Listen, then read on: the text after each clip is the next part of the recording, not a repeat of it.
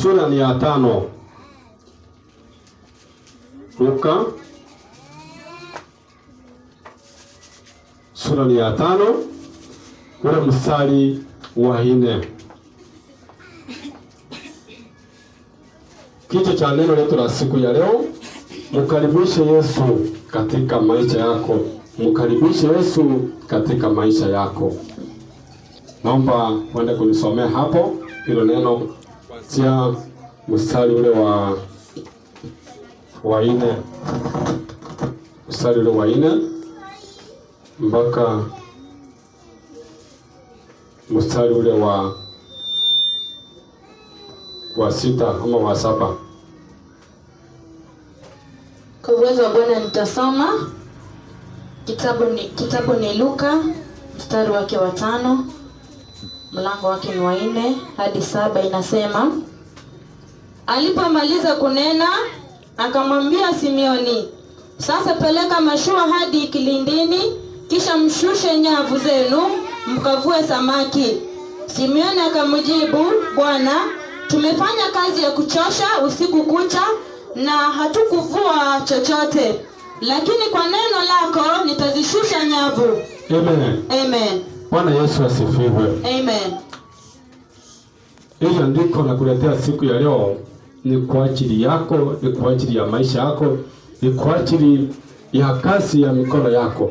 Bwana Yesu asifiwe. Amen. Wakati huu ambao tunaona kwamba Petro walikuwa mahali hapa, walikuwa wanafanya kazi, lakini Yesu alikuwa anatembea akihubiri neno la Mungu, akihubiri juu ya ufalme wa Mungu. Bwana Yesu asifiwe. Amen.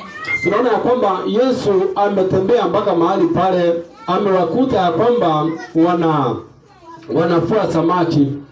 Amewakuta ya kwamba wanafua samaki. Wakati amewakuta wanafua samaki, akawahubiria neno mahali pale.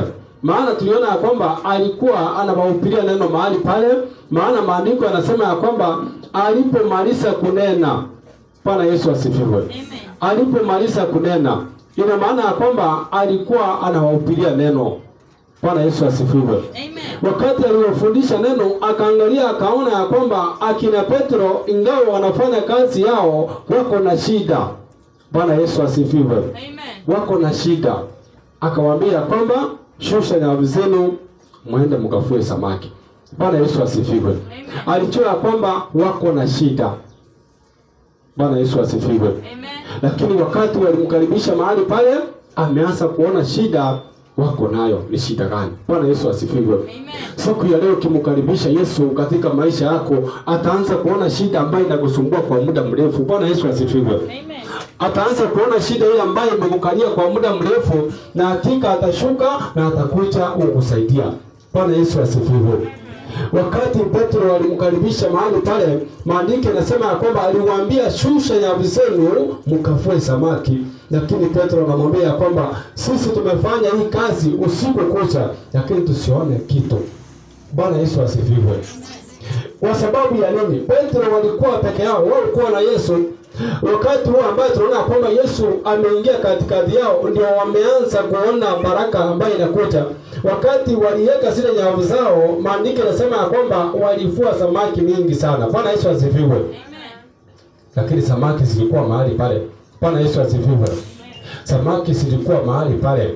Pale mahali walikuwa wanafanya ile kazi ya kufua, na ndio Yesu aliwaambia kwamba shusha nyavu zenu mkafue samaki. Bwana Yesu asifiwe.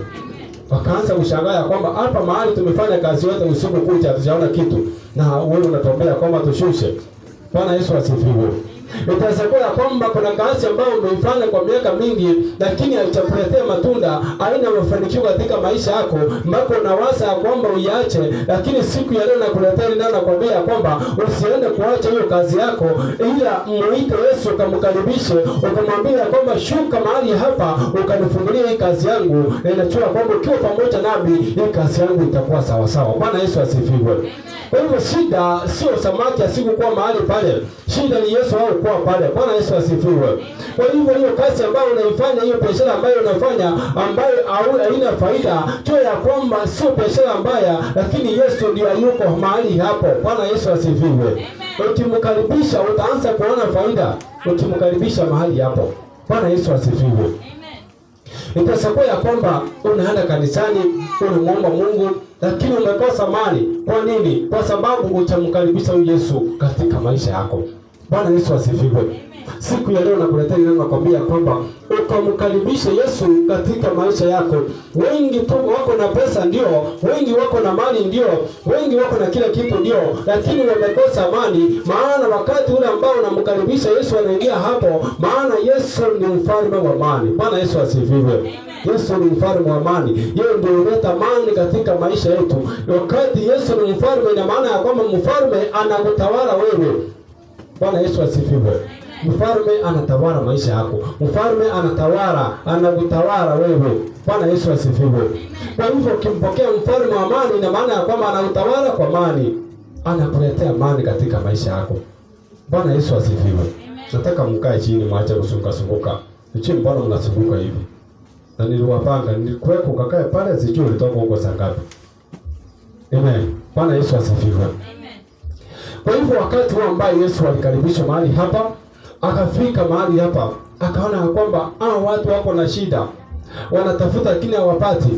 Wanatafuta usiku kucha wachaona chochote. Lakini wakati Yesu ameingia mahali pale, maandiko yanasema ya kwamba walianza kuona zile samaki walikuwa nasema asipo, walianza kuona samaki zinaingia katika nyavu zao mingi mpaka washindwa kufuta wao peke yao. Bwana Yesu asifiwe. Kwa hivyo usijidharau uone ya kwamba kazi unaifanya ni mbaya. Mkaribishe Yesu, maana wakati hauna Yesu, ina maana ya kwamba shetani anaingia, anafunga maisha yako, anafunga kazi yako, anafunga biashara zako, anafunga ndoa yako kwa nyumba, mnakosa amani. Bwana Yesu asifiwe. Unaanza kuchoka kwamba kwani kunaenda aje? Huyu mtu alikuwa vizuri, amebadilika mara moja. Ni kwa nini? Ni shetani ameingia hapo. Bwana Yesu asifiwe. Kwa hivyo kumtoa shetani lazima umkaribishe Yesu. Umweke katika nafasi ile ambayo shetani anataka kukalia. Bwana Yesu asifiwe. Wengi tumemkosa Yesu kwa sababu hatumkaribishi ndani yetu. Bwana Yesu asifiwe. Wengi tumefika mahali tunasema ya kwamba Mungu abariki, Mungu atubariki. Bwana Yesu asifiwe.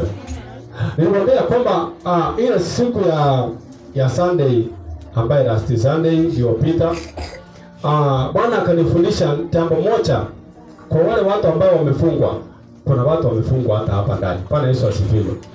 Sijui kama unajua ama hujui, lakini kuna watu wamefungwa hapa ndani. Bwana Yesu asifiwe. Na wanakuja kanisani na shida ya kwamba kwani kunaenda aje. Bwana Yesu asifiwe. Maana wakati Mungu alituma wa kanisa mengi, ile yetu ya huko na ya hapa. Bwana Yesu asifiwe. Nikaona ya kwamba kuna watu wamefungwa. Kuna watu maisha haya imefungwa na ikafungwa. Sasa Mungu alikuwa ananifundisha jinsi ya maisha yako yanafunguka. Bwana Yesu asifiwe. Bwana Yesu asifiwe. Wewe unajua kama umefungwa? Ama wewe unaona ni kawaida tu, maisha yako yanaendelea kawaida? Bwana Yesu asifiwe. Ukitaka kujua umefungwa, kuna kitu unakitafuta na uchapata, na huko kwa muda mrefu sana uchafanikiwa. Utawahi kuuliza kwamba ni kwa nini? Unajiuliza ni kwa nini? Bwana Yesu asifiwe. Amen. Ni kwa sababu shetani alifunga maisha yako. Na wewe mwenyewe bila kujua bado unaendelea kufanya mchezo. Bwana Yesu asifiwe. Amen. Nikaambiwa nikafundishwa kwamba mtu yote yule ambaye maisha yake imefungwa, unataka Mungu akufungue, lazima ujitoe kwa Yesu. Bwana Yesu asifiwe. Yaani kule kumkaribisha Yesu, unamkaribisha Yesu kutoka Jumapili mpaka Jumapili nyingine ijayo. Wewe Yesu yuko katikati yako, mnaendelea kutembea pamoja naye, mnaendelea kuishi pamoja na Yesu. Bwana Yesu asifiwe.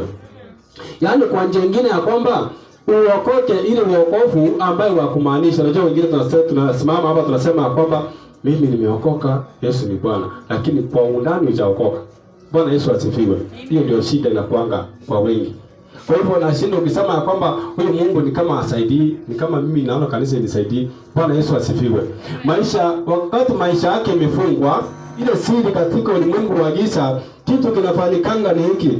Shetani kama ifunga, niseme ya kwamba tuwete mfano wa nini? Tuwete mfano wa mtoto. Wewe usai mtoto, shetani alikufunga. Ina maana ya kwamba wakati nimekuombea hapa leo utafunguliwa. Wakati utafunguliwa, shetani anakupeleka kiwango kingine. Ile kifungo yako, kama kuna pepo alikuwa anasimamia hapa katika kifungo chako alikuwa ameshikilia, wakati nimekuombea hapa yule pepo ameshindwa, ameachilia, tena unapelekwa, ile kifungo chako kinapelekwa kwa pepo mwenye nguvu kidogo kuliko yule mwingine. Bwana Yesu asifiwe. Amen. Sasa kama hauna Yesu chaokoka, utakuja kufunguliwa lini? Unakuta kwamba wewe maisha yako yanaendelea kufungwa hivyo. Hauone mabadiliko. Kanisa sio mbaya.